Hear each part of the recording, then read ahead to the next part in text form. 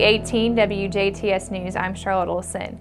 A Jasper man was placed under arrest after he was involved in a reported domestic incident late Monday afternoon at his home. Around 5:45 last night, units with the Jasper Police Department were called to a home located along the 1400 block of Brescher Street for what was an unknown complaint at that time. Upon officers' arrival, units discovered that there was a domestic altercation between two parties at the residence. An investigation revealed that 25-year-old Corey Wagner physically assaulted a female at that location as well. Wagner was placed under arrest and taken to the Dubois County Security Center, where he was booked on a charge of domestic battery. Area business leaders Mark Schrader and the late Stanley Kremp were announced today as the 2018 Dubois County Business Hall of Fame laureates during a news conference at Vincennes University Jasper campus. Schrader, chairman and chief executive officer of German American Bancorp, and Kremp, who is the founder of United Cabinet Corporation, will be inducted into the Dubois County Business Hall of Fame at a breakfast ceremony at 7:30 a.m. on Thursday, April the 26th.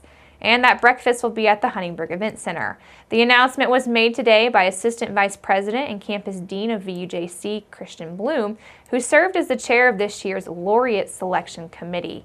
And also, Bloom expresses that Mark Schrader and also Stanley Kremp are the kinds of role models that we need for our young people and for the area's future business leaders. The Business Hall of Fame honors members of the Dubois County business community who also exhibit strong vision, innovation, inspiring leadership, and who are visionaries within their respected industries. Also, in addition to honoring Mark Schrader and Stanley Kremp, the Dubois County Business Hall of Fame will help to raise funds which will benefit junior achievement programs within Dubois County. This year's event will be sponsored by Bingham Greenbaum Dole LLC. For sponsorship information, table reservations, or individual tickets, those can be obtained by Junior Achievement of Southwestern Indiana, and the number to get in contact for tickets is 812-425-8152. Dubois County Community Foundation will host IU Lilly Family School of Philanthropy Fundraising School this spring on March 28th and 29th at the Hobbig Center in Jasper. Local nonprofits are invited to attend the two-day course at a reduced rate of pricing per person made possible by the grant funding from the Community Foundation and also from the Indiana Nonprofit Researching Network. Based on the best practices of fundraisers who have enjoyed success in small nonprofits, this course provides time-saving methods designed for smaller nonprofits with one or fewer full-time fundraiser attendants who will learn a simple 6-step framework and explore how to recruit and utilize board members, volunteers, and even donors to help meet fundraising goals. Bill Stanzovic, director of the Fundraising School and also a senior lecturer at the Lilly Family School of Philanthropy, is the scheduled instructor for this course. Space is limited, so those interested should register soon by contacting Nona Baker at 812-482-5295 or nona@dccommunityfoundation.org. The link to register can also be found on the Community Foundation's website, which is dccommunityfoundation.org. On Monday night, just before 8:30 p.m., troopers from the Jasper Post responded to a two-vehicle crash on County Road 900 East at County Road 975 North involving a Daviess County ambulance. And also that ambulance was associated with Southwest Medical, and the crash included a horse and buggy as well. Preliminary investigation revealed that the ambulance was traveling south on County Road 900 East with its emergency lights activated but no siren. Transporting a patient to the hospital as the ambulance approached County Road 975 North, they met a line of horse and buggies also traveling south. Travis Wagler, 19 of Odin, was traveling the last buggy in the line, and Wagler did not see nor hear the ambulance when he began to turn his buggy left onto County Road 975 North.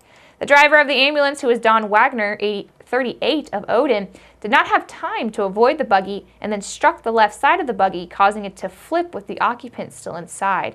Wagler and one of the passengers received minor cuts and bruises. However, a female occupant of the buggy was transported to the Daviess County Hospital for treatment of her injuries in the accident. No one, including the patient on board the ambulance, was injured, however, and the ambulance had damage to the right front, and the buggy has extensive damage. The horse was dazed but not injured. District 47 State Senator Aaron Houchin announced on Monday the filing of Senate Bill 221, which is aimed at combating the increasing drug epidemic in Indiana by reforming usage practices for Indiana's prescription drug monitoring program. Houchin says that the legislation has been included on the Senate Majority Caucus 2018 agenda and Governor Eric Holcomb's 2018 Next Level agenda as well. Indiana's prescription drug monitoring program allows a prescriber of opioids to search a patient's previous prescription history to determine if they are doctor shopping for multiple prescriptions, or if they are using prescriptions at a rate higher than prescribed or are risk for overdose. Currently, registration and regular searches of Indiana prescription drug monitoring program systems are voluntary. Houchin says that the program is a valuable tool in efforts to curb opioid overprescribing, which directly contributes to drug addiction and accounts for millions of pills inundating streets and communities. Senate Bill 221 would require practitioners who wish to prescribe these to register with Indiana's prescription drug monitoring program and to perform mandatory searches, which will be phased in over a 3-year period. Prescribers in emergency rooms and pain management clinics would be required to register as well, and they have to complete their searches by January the 1st of 2019. All prescribers in hospital settings would be required to participate by 2020, and all other prescribers will be required by January 1st, 2021. Houchin says that the increasing drug epidemic is reaching a crisis level, and she says that by requiring mandatory program registration and searches, lawmakers will be combating opioid addiction at the source and the prescription pad. Houchin says that she is pleased to see this legislation gaining support in the General Assembly, and Houchin represents Indiana Senate District 47, which does cover eastern parts of Dubois and all of Crawford, Orange, Harrison, Perry, and Washington counties. National Office Furniture, a unit of Jasper-based Kimball International Incorporated, has again been awarded a purchasing agreement for furniture and systems, case goods, seating, and accessories with Premier.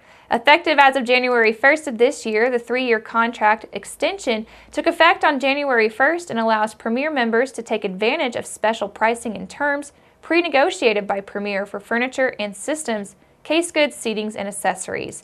Premier is a leading healthcare improvement company and uniting an alliance of approximately 3,900 U.S. hospitals and health systems and approximately 150,000 other providers and organizations.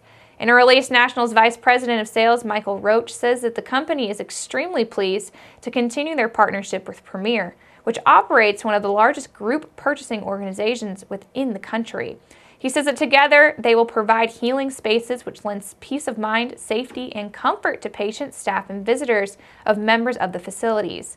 Hospitals, clinics, physicians' offices, and care facilities have already discovered National's dedication to health environments. With a large portfolio of products, National delivers design-driven, durable, comfortable, and beautiful solutions. They offer personal attention and also customer-focused thinking to help furnish an entire facility. And make sure you keep it right here, because up next we're going to take a look at your weather summary.